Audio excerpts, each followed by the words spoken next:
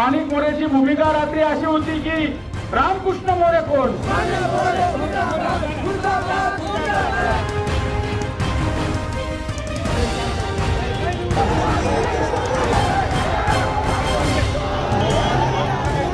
जगद्गुरु संत तुकाराम महाराजांचा पालखी सोहळा काल जो प्रकरण घडलं त्या सोहळ्यामध्ये जो नगारा आहे तो नगारा अडवण्याचा प्रयत्न नगारा अडवला गेला उरुळी कांचनमधील ग्रामस्थांनी आणि त्यानंतर हे प्रकरण चिघळलं। मात्र या सगळ्यामध्ये विश्वस्तांची काय भूमिका होती, विश्वस्तांचं काय म्हणणं होतं हे मात्र पुढे आलं नव्हतं। आपल्यासोबत संपूर्ण संजय महाराज मोरे हे विश्वस्त आहेत आणि ते या संदर्भामध्ये आपल्याला नेमकं काय घडलं होतं या सगळ्यामध्ये सांगतील। महाराज, काल नेमकं काय घडलं होतं, असं काय झालं होतं त्यामुळे तुम्ही उरुळी कांचनमध्ये जे काय जो महाराजांचा पालखी आहे ते आतमध्ये गावात घेऊन गेलं नाही? 339 वर्षाचा हा पालखी सोहळा आहे। आजपर्यंत शांततेचा मार्गाने हा सोहळा चाललेला आहे आणि कोणत्याही भावनेचा लोकांचा अनादर किंवा कोणत्या गावाचा अनादर करण्याचा संस्थांचा कोणता हेतू नसतो, परंतु वारकऱ्यांच्या सुविधेसाठी वारकऱ्यांना सोयीस्कर वारी होण्यासाठी संस्थान व्यवस्थेत वेळच्या वेळी प्रयत्न करत असते।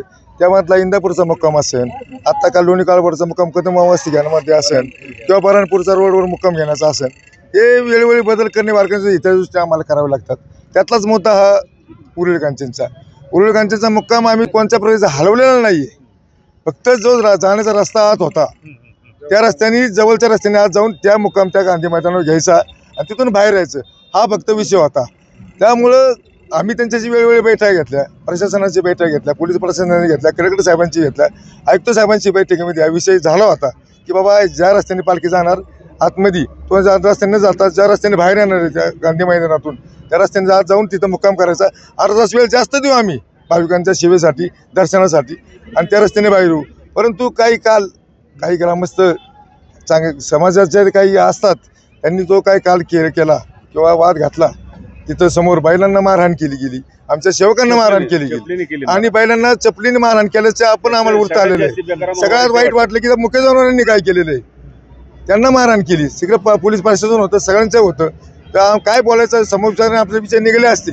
त्यामुळं हा वारकऱ्यांमध्ये असंतोष निर्माण झाल्यामुळं आम्ही तिथं न थांबता निघून आलेलो आहे आणि संस्थांच्या वतीने आम्ही याचा जाहीर निषेध करत आहोत।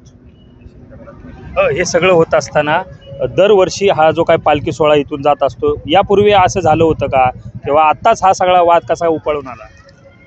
आता जुन्या परंपरेचा आदर करत नवीन परंपरेचा सुद्धा स्वीकार करत आपण हा पालखी सोहळा कसा नियोजनबद्ध आणि कसा यशस्वी होईल हे पाहत असतो आणि त्याचाच एक भाग म्हणून वाढती वारकऱ्यांची सोहळ्यातली संख्या हे पाहून आपण त्या ग्रामस्थांशी प्रत्यक्ष बोलून नियोजन केलेलं होतं आणि त्यामध्ये त्यांनी एक मैदान आपल्याला दिलं की या ठिकाणी तुम्ही दुपारचा विसावा करावा आणि आजल्या दिवशी त्या ठिकाणी पण आम्ही जाऊन आलो होतो आणि ठरल्याप्रमाणे त्या ठिकाणी जाण्याचं सगळं नियोजन चालू असताना ज्या जुन्या मार्गाने पालखी जायची त्याच ठिकाणी काही लोक चौघडा गाडीला आडवे आले। चौघडा गाडीला आडवे आल्याच्या नंतर त्यांनी चौघड्या गाडीची ती बैलं धरली।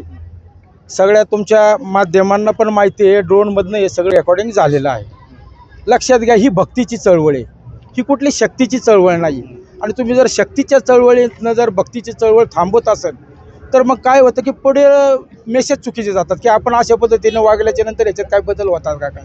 तर आमचं म्हणणं एकच होतं की ज्या ठिकाणी आपलं ठरलेलं आहे त्या ठिकाणी आम्ही पालखी द्यायला तयार आहोत, परंतु ज्या वेळेस त्या गावाच्या वेशीवरती चौघडा गाडी संघ ज्या पद्धतीने वागणूक झाली ह्या दृष्टिकोनातून पुढचा जो मुक्काम आहे तो घेण्याबद्दल आम्हाला विचार करावा लागला।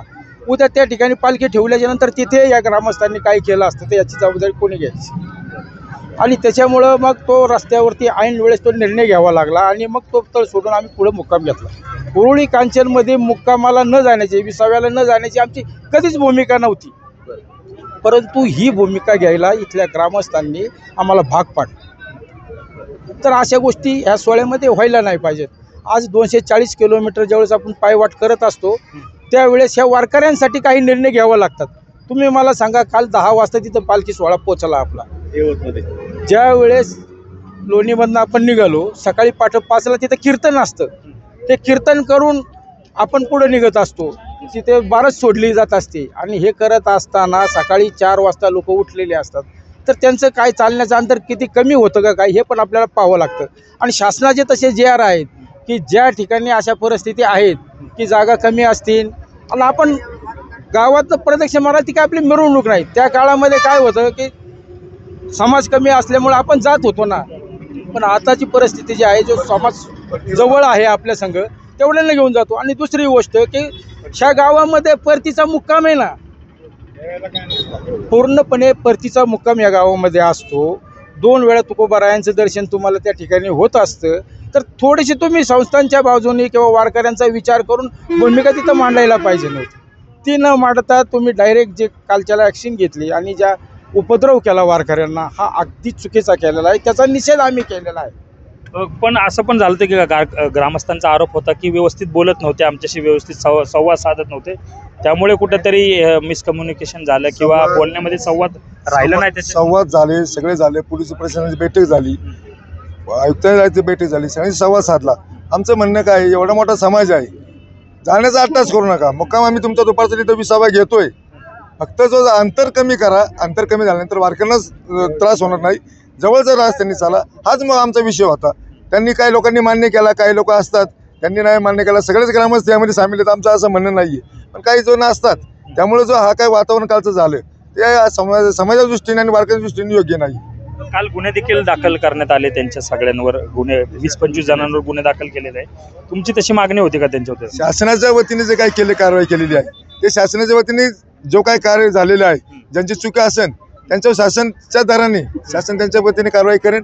त्या संस्थान आणि वारकऱ्यांच्या वतीने कोणत्या प्रकारचा असा अट्टास नाही केलेला, पण ज्यांनी काय केलेलं आहे ते शासन त्या दरबारी ते पाहून घेतील. जोपर्यंत गुन्हे दाखल होणार नाही तोपर्यंत रथ हलवणार अशी देखील काय भूमिका विश्वासांची होती का? असं काही चर्चा नाही, ते भूमिका नाही. आम्ही सगळे आमच्या टायमिंगला आम्ही निघालेलो आहे.